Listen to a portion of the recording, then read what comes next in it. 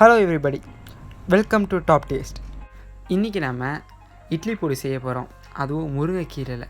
என்னடா முருங்கைக்கீரையில் இட்லி பொடி செய்ய போறியா? இட்லி பொடினா காரமாக இருக்கணும்டா அப்படின்னு நீங்கள் சொல்கிறது எனக்கு இங்கே கேட்குது. நீங்கள் செஞ்சு முடிச்சதுக்கப்புறம் பாருங்கள், இது முருங்கைக்கீரையில் செஞ்ச இட்லி பொடியான்னு உங்களுக்கே சந்தேகமாக இருக்கும்.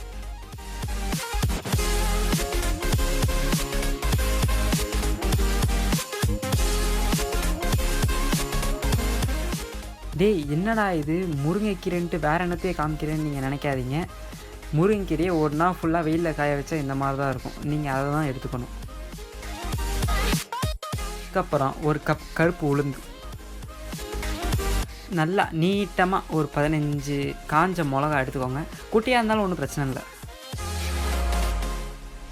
ஒரு கப் மிளகு சீரகம், 1/4 கப் கருப்பு எள்ளு,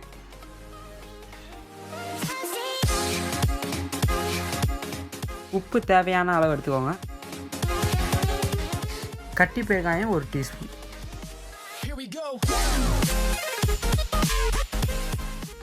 இப்போ அந்த காஞ்ச இலையை ஒரு சட்டியில் போட்டு உங்கள் கோவத்தை எல்லாத்தையும் காமிச்சு ஒரு 3 நிமிஷம் வறுத்து எடுத்துங்க.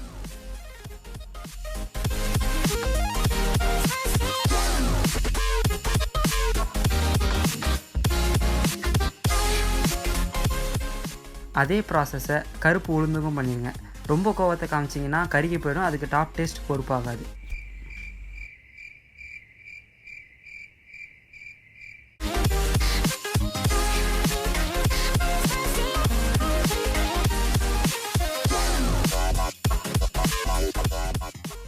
காஞ்ச மிளகாய்க்கும் அதே பண்ணிடுங்க.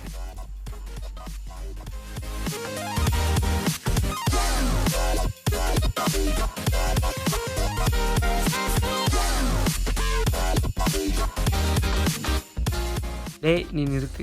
மிளகு சீரகத்துக்கும் அதே தான் பண்ணும், எங்களுக்கு தெரியுது அப்படின்னு நீங்கள் மனசில் நினைக்கிறது எனக்கு தெரியுது. அதனால தான் நான் எதுவும் சொல்லலை.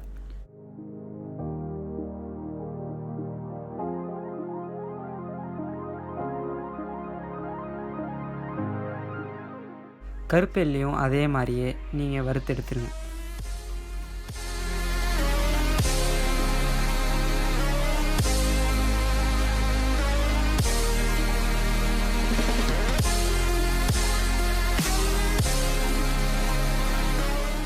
இப்போ நாம் எடுத்த அந்த 1 டீஸ்பூன் கட்டி பெருங்காயத்தை எண்ணெயில் போட்டு வறுத்தெடுத்துங்க.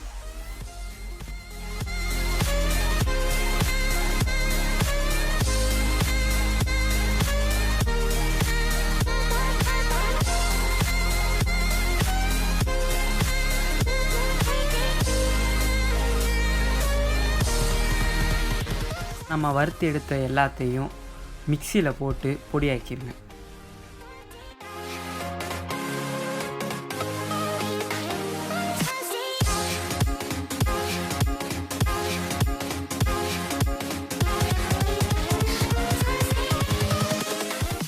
அவ்வளோதான். இப்போ நம்மளோட இட்லி பொடி ரெடி ஆயிடுச்சு.